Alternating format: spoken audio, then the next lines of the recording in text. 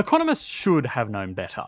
In 1980, under the direction of this man, Deng Xiaoping, the new paramount leader of the People's Republic of China, a small town across the border from Hong Kong was given special economic privileges to trade and do business with the outside capitalist world. The city at the time was only home to around 330,000 people, tiny by Chinese standards, because the country had just become the first nation in history to be home to over 1 billion people. In the 40 years since, Shenzhen, that once small town, has turned into one of the largest and most economically influential cities in the world. In 2018, it exceeded the GDP of its direct neighbour Hong Kong, a global centre of commerce that has stood for hundreds of years, and is now the 8th largest city in the world by total population. A huge change from an average-sized town just 4 short decades ago. Shenzhen's story is not unique in China. The country is home to hundreds of cities that are each economic powerhouses in their own right, and the reforms that started with a few select regions have been almost universally adopted nationwide. In that time, the economic development of China has done some major good for the country and the world. It has pulled hundreds of millions of people out of poverty and made a lot of everyday consumer goods that we take for granted far cheaper than they would be if they were produced locally. But of course, it hasn't been without its problems, domestically and internationally. Perhaps the biggest of those problems within the country has simply been the expectation that this economic growth would continue forever. The country has been home to the most intense economic growth in history, and a lot of social, political and economic systems have become reliant on that growth continuing forever. Unfortunately for the country, that has led to a lot of systems that, in retrospect, favour short-term boosts to the economy at the expense of long-term economic stability. And now, 40 years later, the long-term may have arrived in some of the most unexpected ways imaginable. So, why are growth rates that would be remarkable in any regular economy such a problem in China? Similarly, why are things getting cheaper causing so many economists to become concerned about the country's economic health? How is a country with relatively low national borrowing facing a debt crisis? And finally, and perhaps most importantly, is this any different from the dozens of other times that economists and commentators have predicted the inevitable demise of the world's second largest economy? Whether your country is improving its economy or not, your individual circumstances may be totally different from others around you. Not only that, but we're now competing with a global supply chain, so the pressures can feel overwhelming. I found the best thing that helps me avoid this existential dread the most is talking to a qualified therapist. That's why this video is proudly sponsored by BetterHelp. With the world feeling a little out of control and uncertain, it can be easy to feel unmoored and struggle with just keeping up with your day-to-day. But this also opens up opportunities for you to reassess what makes you happy and fulfilled and make different choices. I use therapy because I want to avoid living my life on other people's expectations and have the confidence to forge my own path, and talking to a qualified therapist has been one of the major things that's helped me build that confidence. BetterHelp's therapists are all credentialed and qualified and have the knowledge and training to help support you and your mental well-being. With its online platform, you don't have to travel to talk to someone in an unfamiliar place, and you can schedule your session around your lifestyle so you can always make time for self-improvement. You'll be paired with a therapist after answering a few questions, and you can effortlessly and freely switch if you want to seek a better connection with another therapist. By using the link in the description to register, you'll receive not only a 10% discount on your first month with BetterHelp, you'll also be supporting this channel at no additional expense to you. So visit betterhelp.com/EE to be paired with a skilled therapist and improve your daily sense of well-being and peace. Now, before we get too far into assessing China's current economic problems, we need to give the big disclaimer that the country obviously causes some international tensions, from proposed hostilities with one of the most technologically significant countries in the world, to human rights issues, and simply being a dramatic shake-up to the global status quo for the last century, which has had the USA exist as the de facto economic power. For these reasons, and others, it's perhaps understandable that people are eager to hear news about some kind of impending collapse in a country that is now the second most dominant economy in the world. But just because people might want something to be true doesn't mean that it is, and it was just over a year ago that we had to make an entire video discussing why China wasn't going to collapse yet. But since then, a few things have changed. The country is more or less completely reopened after the longest and most severe lockdowns in the world as a response to the global pandemic. The country's questionable case numbers were at least in theory maintained by extreme measures that controlled when people could leave their homes, go to work, go shopping, travel, start a business, or really do much of anything that generates economic activity. After these restrictions were lifted about a year ago, the hope was that economic activity would bounce back as people went out to do everything they weren't able to do while they were stuck inside for the better part of 3 years. This did happen, but it was not as intense as economists and the government predicted. The country went from posting close to double-digit annual growth rates from before the pandemic to around 5% today. Simply put, that means that year over year, the Chinese economy is producing 5% more net goods and services in a given year than it was 12 months ago.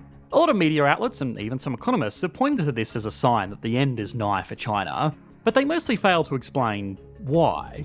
Now, 5% is low by Chinese standards, and it's following a trend of downwards growth statistics that have existed for just over a decade in the country. But that growth rate would be remarkable in most countries, let alone the second largest economy in the world. Advanced Western economies strive for a growth rate of around 2 to 3% annually, effectively half of what China is achieving. And even then, plenty don't achieve that. So why are economic growth figures that would be a miracle in the West considered a crisis in China? Well, it all has to do with expectations.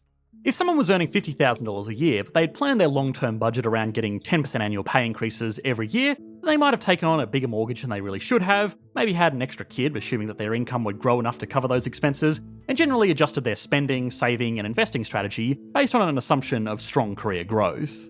The comparison of personal income to a country's GDP is not perfect, but it should start to highlight the problem.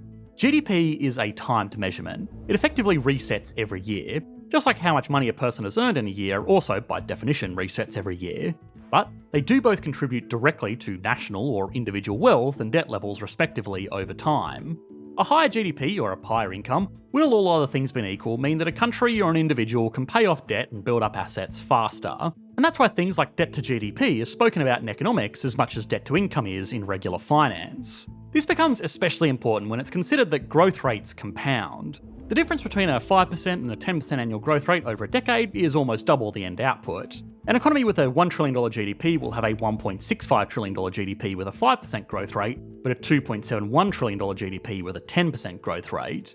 China has built its economy around the assumption that growth would remain a lot stronger than 5% for a lot longer than it really has. A lot of major investments made by the government at all levels, from individual to local, as well as companies within the country, and perhaps most crucially, individual households, were all predicated on the idea that the economy would continue to grow like it had been for the decades between 1980 and 2010.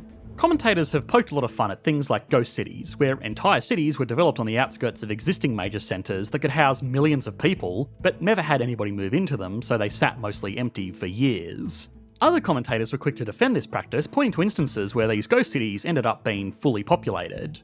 The reality, as with most things, lay somewhere in the middle. These development projects took investments from governments to provide infrastructure, companies to construct the buildings and provide amenities, and individuals to invest into apartments in a city that nobody lived in yet. With the country growing as fast as it was, the expectation was that eventually these areas would be filled by people moving into these new centres, and the rate in which that was happening meant that it only made sense to plan ahead. With that style of economic planning, any kind of drop in growth, even if it would still be strong by Western standards, could mean the difference between an entire city being filled up or remaining completely empty until everybody involved in the project runs out of money. This is just the first place where economists really should have known better. The simple fact that international migration rates from the country to major cities has been slowing for decades now, and for the first time in recorded history outside of a war, the population of China was decreasing, means that endlessly building with the expectation that the country will grow into things just wasn't going to last forever. Real estate has become the most obvious and problematic sector where this kind of expectation of strong future growth has encouraged optimistic recklessness at every level of the economy. But it's not the only place. Everything from infrastructure development to trade deals, all the way up to massive international projects like the Belt and Road Initiative, were made with the expectation that the Chinese economy would swiftly grow into markets that it wasn't yet big enough to fully utilise. Now, overly optimistic future planning is one thing, but it doesn't constitute a crisis by itself. It might though when we consider the one thing that is still growing rapidly in China: debt. China has always had a reputation for being a prudent saver on a national and individual level. The country does have the world's largest foreign currency reserves, but it also has a rapidly growing pile of debt. China's national debt to GDP ratio is about 77%, which is up significantly in recent decades, but is still perfectly healthy. The USA, by comparison, has a debt to GDP ratio of around 122%, which is high, but still not really anything to be too concerned about. The thing with China, though, is that that's not the full story, and the country, either intentionally or incidentally, has fallen into a situation where none of their debt metrics look too concerning individually, but collectively they tell a very grim story. National debt only measures debt taken on by the national government. On top of that, there is also provincial debt, which is more concerning because provinces within China do not have the authority to print money, so they can become insolvent. Exact value on provincial debt is hard to track down because all of the various regions report their borrowing in different ways. Some don't report it to anybody but the central government, and of course, potentially embarrassing economic statistics in China are frequently misreported anyway. A quick but very funny side note is that several stories of provincial governments painting their grass green, setting up completely fake pieces of infrastructure like drains that lead nowhere, and sticking rocks on top of rebar to make it look like flowers in a field, have been reported ahead of visits from central government officials. Of course, these are individual reports, but if they're willing to go to that much effort and do that much damage just to keep face when high-level government officials come to town, it's not outside the realm of possibility that they would also massage financial figures.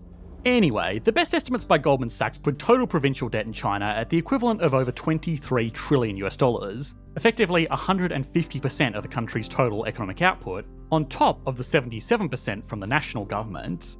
That provincial borrowing was mainly done to fund big infrastructure projects with the anticipation that the country's industry would grow and to fill them, as we discussed earlier.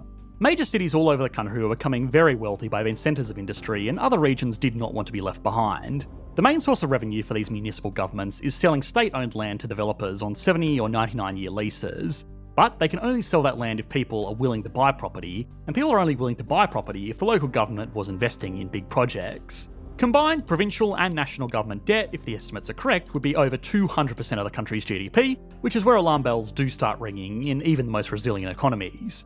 Now, to be fair, the individual states within the United States that we were using as a point of comparison do also have their own debts, and collectively they add up to $3.3 trillion in total borrowing. So still a significant amount, but a tiny, tiny fraction of provincial government borrowing in China, which is still overall a smaller economy in nominal terms. But the debt problem doesn't stop there. Unfortunately, far from it. A lot of borrowing to fund government initiatives in China is not done by the government directly, but instead through a series of thousands of state-owned companies. Large state-owned companies have been the primary driving forces behind major projects with less than amazing outcomes both within the country and internationally. The Belt and Road Initiative in particular, which was China's grand plan to fund infrastructure development in emerging economies to build out trade partnerships and spread their influence, was mostly funded and built out by state-owned companies like the China Construction Bank, China National Petroleum Corporation, and the China State Construction Engineering Corporation. The Belt and Road Initiative has not been a resounding success. It's led to a lot of lending that is looking unlikely to ever be repaid, and it's turning China into a global debt collector, which is running contrary to the plan's original goal of getting developing countries around the world on side with China.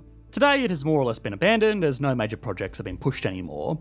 At home, the story is not much better for a lot of Chinese state-owned corporations. A lot of these companies are just regular property developers that would assist regional governments in building out cities, and of course that industry has been plagued with problems ever since the spectacular collapse of Evergrande, which itself was not a state-owned company, but did bring a lot of other developers that were down with it. On top of all of this, companies like the China Railway Corporation have also overinvested into infrastructure based on the expectation of future growth, and have taken on debt burdens that would only be manageable if the country's economic activity continued to grow very rapidly. China's state-owned companies have total debts of over $15.6 trillion, bringing the running total to $52.3 trillion, or roughly 300% of the country's GDP. This is all before considering perhaps the most important indebted group, regular everyday households, which have also borrowed heavily, mostly to invest into real estate, which in major cities was amongst the most unaffordable in the world. Again, people bought into the dream of cities like Shenzhen going from a glorified fishing village to one of the global centres of commerce within their lifetime. Assuming that economic growth kept going, this success story could be replicated in hundreds of other cities around the country, and in many instances, it was. Family members pooling together their life savings to buy a rundown one-bedroom apartment in a complex with terrible building standards sounds foolish in hindsight, but if these cities continue to grow like they had been, it would be a good investment. Including household debt that has mostly been directed towards unproductive assets that are losing a lot of market value, the country now has a debt burden potentially as high as 360% of its GDP, and if that wasn't concerning enough already, it's becoming worse due to deflation. Now, in the past 3 years on this channel, we have spoken a lot about inflation for obvious reasons, so I don't want to repeat too much here, but simply put, inflation is the general increase in the price level of goods and services in the economy, so deflation is the opposite. But then the question becomes, why are goods and services becoming cheaper in China, causing so many economists to get so worried? Theoretically, cheaper stuff should be a positive economic outcome, but it does cause some problems. For starters, it can be a sign of bigger underlying issues. This isn't a problem so much by itself, just like a faster heart rate isn't a problem by itself in the human body, but if it's unexplained and it goes on for long enough, it can be a sign of something else going very badly. Most deflation occurs when consumers aren't spending as much, because then businesses are forced to lower their prices to try and encourage consumers to make more purchases, and to compete with other businesses for the few consumers still spending. The reason that consumers would be spending less is either if they are earning less because employment is lower, or because they're worried about the future and are trying to save money. Either are bad in an economy. Deflation itself, if it goes on for long enough, can also dramatically slow down growth. A small amount of inflation can actually be a good thing for an economy so long as wages keep up with that inflation. A small bump in nominal wages every year can actually encourage people to go out and spend or invest their money, even if their real buying power hasn't actually increased. Deflation does the opposite. If money is buying more every year, businesses are going to find it harder to give people wage increases, and long term they might even need to reduce people's wages or lay them off. Even though people's incomes are technically becoming higher, it's harder for people to see it in the same way they would with a bigger number hitting their bank account every month. Other people with more money to spend and invest will also be less likely to do it, because if money is buying more every year, it just makes sense to sit on it completely risk-free, especially in an environment like China at the moment, where investments that were once considered safe as houses are literally being demolished because it's no longer worth it to keep them standing. In China, this is especially bad because a lot of their economic growth still depends on low-cost manufacturing. If deflation persists and wages aren't lowered in line with it, then it will make their problems even more severe as they continue to lose their dominance in this industry to other regional rivals. Now, all of these issues have a common trend. They would be fine if the country still had double-digit growth. And of course, nobody can predict the future, least of all economists, but there was no reason to expect that now would be the time where their economy slowed down. By global standards, China is still, at best, a middle-income country, and a large part of their population still lives in relative poverty, so there was still plenty of headroom for economic prosperity. Of course, looking back, there are many reasons for this slowing growth, but we've already made several videos covering those issues, and they really do deserve a full-length explanation. So, in the interest of not being redundant, we've put all of those videos in a playlist that you should be able to click to on your screen now if you're interested in the full story. Thanks for watching, mate. Bye.